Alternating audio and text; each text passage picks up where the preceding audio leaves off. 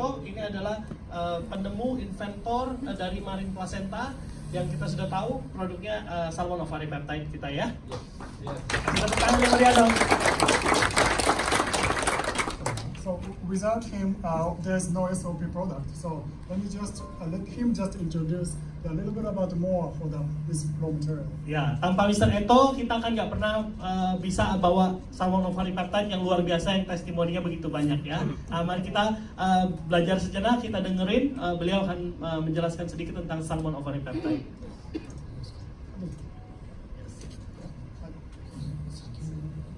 So maybe this part you can. Ya, just spray it. You can spray it. Just it's okay.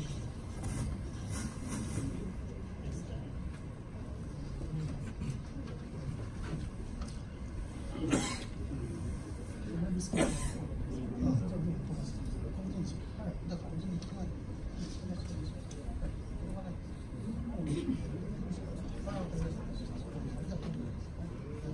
それでは先に鮭の生命力についてお話をします。 So he's trying to explain about the life and how strong salmon is.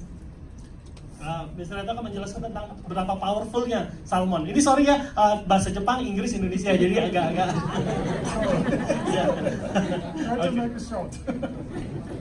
サーモンは約200年前に誕生しました。 So it was salmon just started with 2 million, 200 million years ago. Ya, salmon itu ditemuin 200 juta tahun yang lalu. サーモンは淡水で生まれて、海に下って 4,5 年経ってまた淡水に戻ってくる珍しい魚です。 So they are born in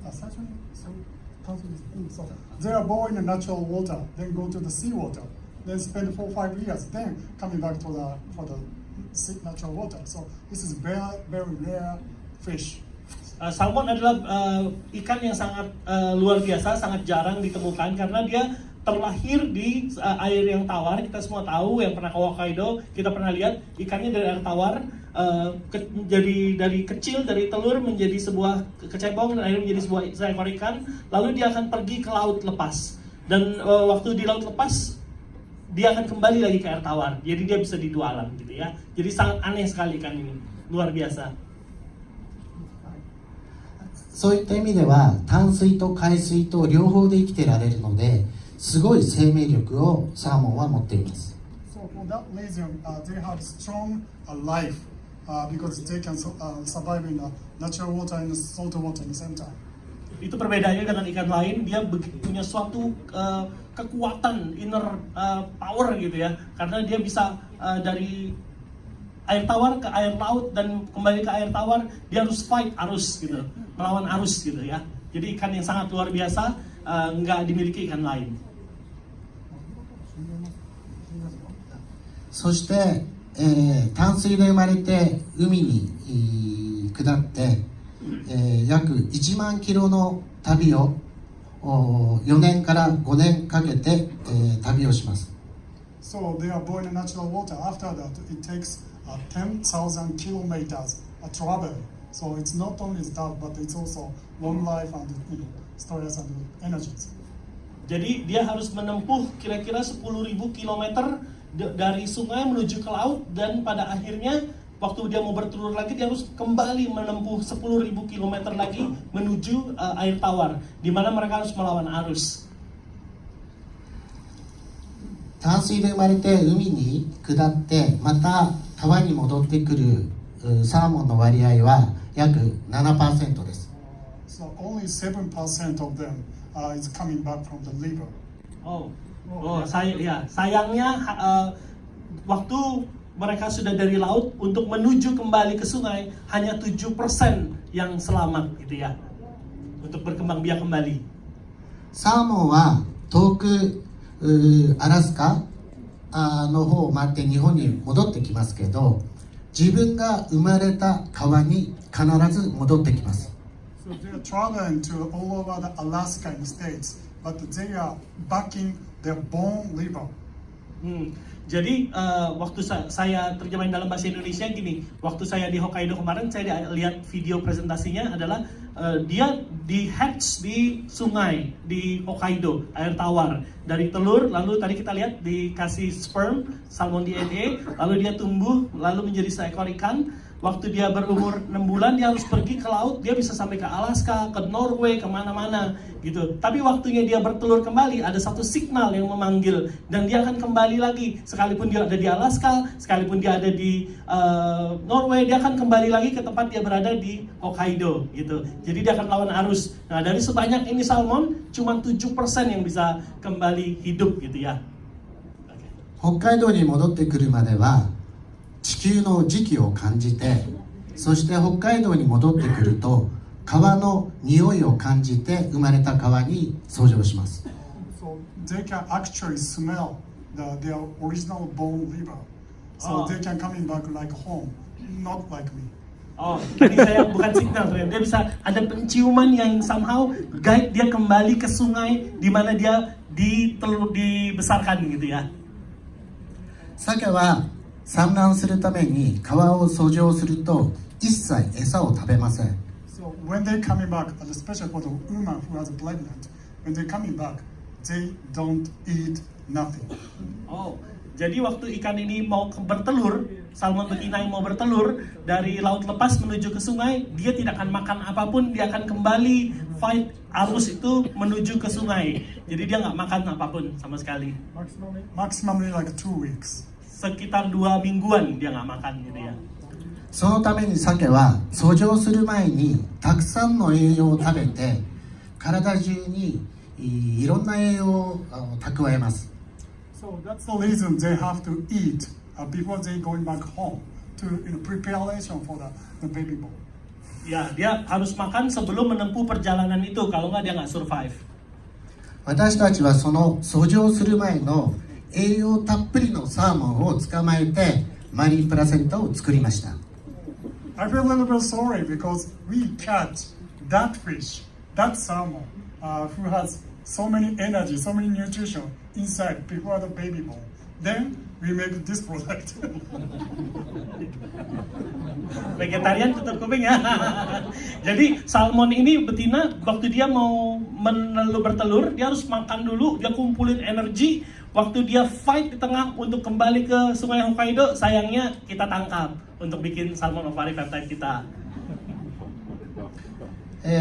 サーモンは人間と同じかもしれませんが一夫一夫制です。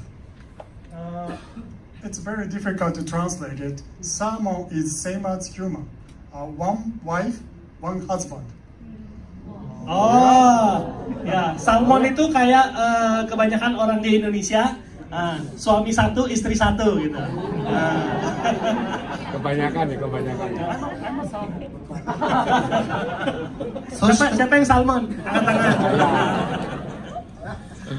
サーモンは一生に一度しか産卵しません。 So the actually born baby is only one time in a lifetime. Oh, Oh ya, betul. Sekali. Jadi salmon itu waktu dia bertelur cuma sekali aja seumur hidup, lalu dia meninggal. そして川に遡上して結婚して、プラセンタを産むとオスもメスも死んでしまいます。 So I don't know why he starts saying about the sad story because one time married, one time born, then they are happy. After that, they died. So we catch the fish, the happiest moment, energyful salmon. Only then one. Make the product. only one to Jadi lifetime. memang nasib salmon itu ya, mereka setia, suami istri setia gitu ya, dan siap bertelur. Kita pernah cerita dulu, waktu dia bertelur itu memang setelah dia mengeluarkan telurnya, salmon betina akan mati. Sayangnya kata Obasang, wah ceritanya kok sedih gitu ya. Udah setia suami istri, nggak ada wanita idaman lain gitu ya. Wah waktu bertelur, kemudian dia mati gitu. Ceritanya agak sedih. サーモンには他の役割があります。サーモンが遡上する川の森や木はサーモンが遡上しない川よりもたくさんの木や植物が生えます。 So there is another function from the salmon because when the salmon going back their home river, around the area like trees, stones, nature is much grower than without sun. Ada fungsi lain dari salmon, yaitu waktu salmon ini menuju kembali ke alamnya, dari laut menuju ke muara dan menuju ke sungai itu, somehow di daerah yang dilalui salmon itu menjadi blooming gitu ya, sehat, pohon-pohonnya bagus, binatang-binatang di sekitar itu sehat semua. Jadi kayak ada satu fungsi ajaib dari jalur yang dilalui oleh salmon ini gitu. それはなぜかというと、海にしかない窒素 N15 という物質をサーモンは森に運ぶんです。 So that's because the salmon believes that only the material coming from the ocean to the river, then to the wood. So that makes more mineral, more nature, more growing up. Nah, kenapa dia bisa sangat punya khasiat yang hebat gitu ya? Karena dia satu-satunya yang dari laut, dia minum mineral dari laut, lalu dia bawa lagi mineral ini di sungai dan menuju ke hutan, sehingga waktu dia terdampar di hutan itu pohon-pohon itu blooming gitu, sangat kuat gitu dari mineral-mineral yang salmon betina ini mati gitu, jasadnya gitu ya. なぜサーモンが森に海の栄養を運べるか分かる人いますか？ So does anybody know why the salmon carrying all the ocean's power and mineral to the wood? Do you have any idea? Ada yang tahu kenapa salmon ini membawa mineral-mineral yang hebat ini melalui sungai sampai ke hutan gitu? Ada yang tahu? I don't think anybody know. No. Hadiah. 皆さん見たことがあるかもしれませんが、北海道でクマはサーモンを食べますよね。 So maybe you see the video, the bear, they catch the salmon. Ah, iya. Ya, mungkin Bapak Ibu udah lihat itu penting untuk salmon apa ya, ada beruang-beruang yang memakani salmon itu ya. クマはサーモンのヘッドとお腹、プラセンタしか食べません。 Oh, I didn't know that. The bears only eating the salmon's head and only placenta. Oh, wow, really? Really? Ya, jadi si beruang ini ternyata nggak mau makan dagingnya Bapak Ibu, yang dimakan cuma kepala dan plasentanya aja. Nah, jadi itu saingan kita tuh kayaknya. Crossline. そしてクマはサーモンが遡上する12月頃までサーモンをたくさん食べて冬眠するんです。 So as many of you know that the bears go to sleep in the winter time. Before that, they eat a lot of salmon for the preparation to like 3-4 months sleep. So salmon placenta has energy to keep the bear's life as well. Oh, jadi sebelum kan beruang itu kalau di musim dingin dia tertidur sampai beberapa bulan, sembunyi dan tertidur gitu ya, hibernate gitu ya. Nah, untuk memiliki gizi yang cukup ternyata dapatnya dari makan salmon itu, plasenta yang dimakan, dia punya gizi yang cukup untuk tidur selama berbulan-bulan gitu.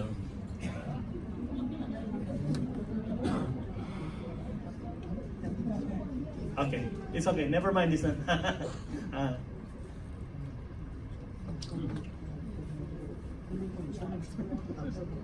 Yes. クマが食べ残した実が川のそばにあるので、海の栄養を森にサーモンが運んだんです。 So the rest of the salmon, the bear doesn't eat it, like bodies or bones, rest of the parts.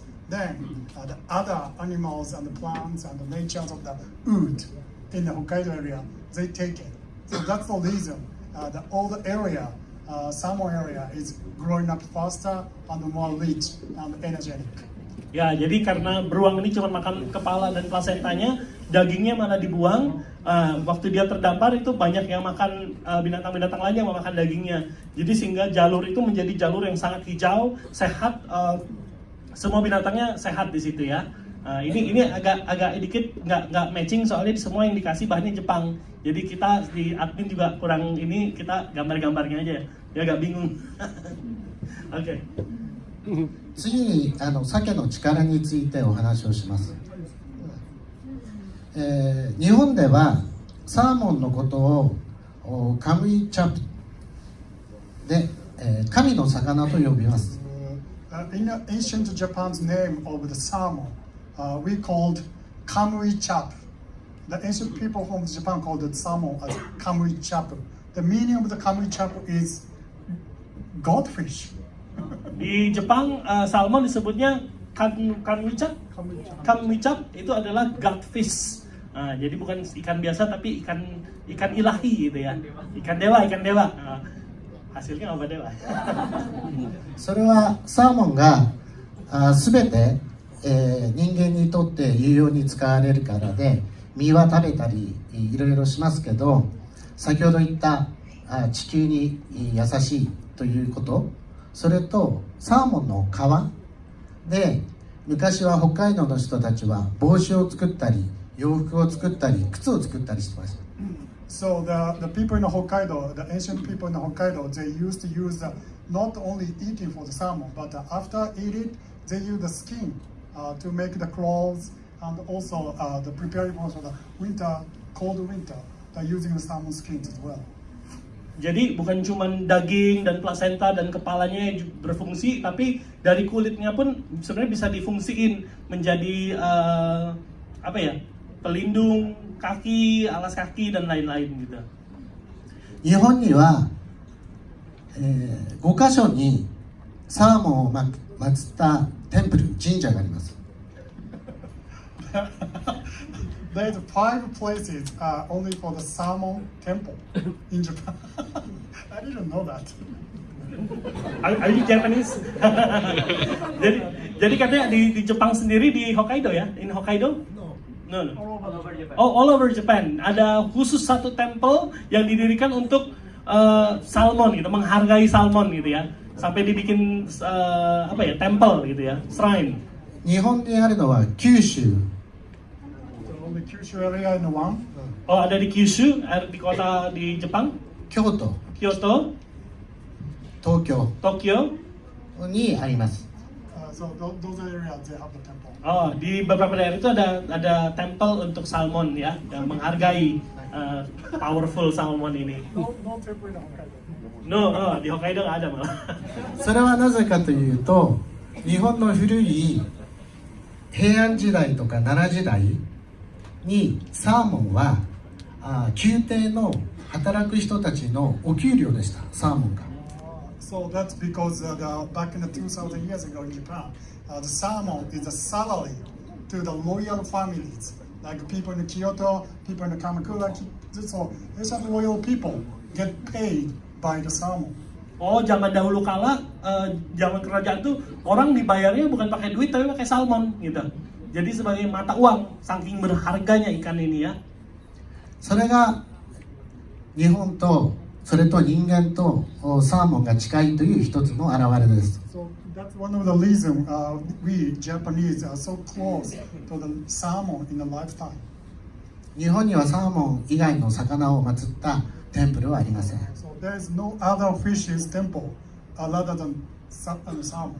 Jadi di Jepang itu kan begitu banyak ikan ya, mereka makan konsumsi ikan macam-macam dari tuna segala macam yang mahal. Tapi nggak ada di Jepang yang membuat temple tuna, temple apa, dia cuma ada temple untuk salmon. Ini luar biasa powerful fish ini sampai dibilang setengah dewa gitu ya tadi ya, ikan yang setengah dewa gitu. Jadi dihargai sekali ikan ini. 後からまた話しますけど、サーモンの頭からはマリンプラセンタにも入っているコンドロイチンが取れます。 So in the head of the salmon, there's chondroitin included, same as SOPs. Jadi di kepalanya tuh kalau salmon kepala itu bagus mengandung banyak chondroitin. 鮭は皮を遡上するとコンドロイチンが入っている鼻の軟骨が 1.5 倍に伸びます。 So when they go back to the liver and the hometown, so their nose becoming the 1.5 bigger than used to be, to means increasing the chondroitin to more survive more leaves. Jadi ikan ini karena kondroitin tinggi, waktu dia kembali ke sungai itu bisa hidungnya tuh makin mancung gitu ya. Nah, jadi kalau mau itu nggak usah operasi ya, makan kepala salmon aja. Mancung. マリンプラセンタにも、コンドロイチンが入ってますが、サーモンのコンドロイチンは A 型と C 型のコンドロイチンで、我々の研究では人間と同じ A 型と C 型です。The marine placentas at the chondroitin at the same level as the human being type. Can you repeat that? The same the type of the chondroitin. So Oh. type A, type C. That's what they call. And It's same. process how? Yeah, it's same concept, same. Oh, jadi kata menurut beliau, marine placenta dan chondroitin di ikan salmon ini secara partikel sama manusia sama, similar. Makanya kita bisa lihat hasil yang tadi, kalau tadi dokter bilang, oh animal mana matching. Nah kali ini ternyata setelah diteliti matching, ini kodenya ya dok ya, kodenya matching. Makanya kita lihat efek yang powerful gitu ya. マリンプラセンタを私が開発した理由は、そこの図にあるように、昔は左側の筋子の状態で日本人は食べてました。 So we used only with the eggs with overlays together. Sorry. We used to eat that way. So, ya ini pembungkusnya gitu ya. Marine placenta itu adalah pembungkusnya daripada telur ini gitu ya. So, but the latest day, like a sushi shop, we don't eat overlays anymore, just eggs. So only for the looking for the taste. Oh, zaman dulu orang makan semuanya. Ini jadi di dalam terbungkus gitu. Kalau orang Jepang biasanya dulu makan begini. Cuman karena sushi itu makin populer, akhirnya plasentanya nggak dimakan lagi sama orang. Cuman telurnya aja lama-lama gitu. So then back in Hokkaido, when he started developing the marine placenta, he met the old lady who has beautiful skin, beautiful finger, beautiful hair. Then he asked her why you keep so younger? Oh, jadi kenapa alasan pertama kali dia bisa meneliti ini karena suatu saat dia pergi ke Hokkaido dan di Hokkaido tuh orang tuh masih makan ini dan plasentanya gitu ya. Nah, tapi kok muka orang-orang ini di sana tuh mukanya cerah, rambutnya sangat bagus gitu ya. Dia mulai bertanya ke ibu ini, nggak tahu dikedepin matanya nggak ya? Dia tanya, loh kok kamu cantik sekali sih gitu, beda sama orang-orang kebiasaan di Jepang lainnya. Oh, nah terus ternyata dia makan ini placenta ini bersama dengan telurnya. So I think that's the reason he's starting the researching for the overlays SOPs. Ya, terus lalu dia mulai meneliti kandungan di dalam salmon ovary peptide ini. で、日本ではマリンプラセンタを食べても安全かどうかの試験をたくさんしています。 So in Japan, he did all the tests of the side effect or any damage for the human being. Jadi sebelum mulai beliau tes dulu di manusia apakah ada side effect, apakah ada kejanggalan-kejanggalan jika mengkonsumsi produk ini. そして、日本と韓国で、4つの特許を取得しています。 So after that, he took the only 4 patented, including Korea, 3 in Japan, 1 in Korea for the safety regulation. Sampai akhirnya beliau mendapatkan paten, 3 paten yang kita ketahui dari Jepang dan 1 paten dari Korea.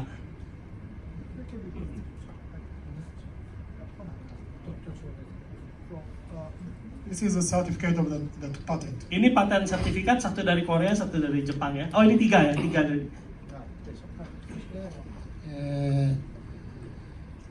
1匹のサーモンから1グラムのプラセンタしか取れないので、大切に飲んでください。そして、値段を守って、正しくインドネシアで普及をさせてください。 So as I said, that this is a very rare raw material. It's not easy to collect or manufacture. It's not chemical. It's nature's. So I want you to use and enjoy with this kind of respect for the life. Nah, jadi ini bukan satu hal yang sangat gampang sebenarnya diambil gitu ya. Bukan hal yang sangat gampang untuk dibuat. Ini satu dari alam dan dia mesti kerjakan dengan sangat hati-hati gitu ya. Dan dia bilang katanya untuk orang Indonesia, please enjoy it dengan dengan respectful gitu ya produk ini gitu ya. Karena ini benar-benar dia teliti dan dia sudah spend begitu banyak waktu untuk di sini dan mendapatkannya pun sulit. 今日はプラセンタの説明をさせていただける機会を作ってくださいましてありがとうございました。Thank you very much. So thanks for having us here to make the opportunity to doing the presentation like this. Ya, beliau berkata terima kasih untuk Indonesia sudah mencoba produk ini dan kemarin saya ngobrol sama beliau, ada yang bisa menebak kira-kira satu salmon bisa dapat berapa? This is the question last night about how many placenta in one salmon. I'm asking them. Ada yang tahu kira-kira satu salmon bisa mendapatkan berapa SOP? MC nggak boleh. Berapa Pak? 10. Satu ekor salmon hanya menghasilkan 1 gram placenta. Jadi sama dengan 10 saset SOP. 10 saset SOP sama dengan 1 salmon. Nah, jadi Bapak Ibu, kami mohon Bapak Ibu di sini kita sudah dikasih sesuatu yang luar biasa. Nah, kita jangan jual dengan harga murah ya, karena ini sangat sulit loh membuat mereka mendapatkan paten dari Jepang dan lain-lain. Gitu aja. Kami mengucapkan banyak terima kasih. Terima kasih.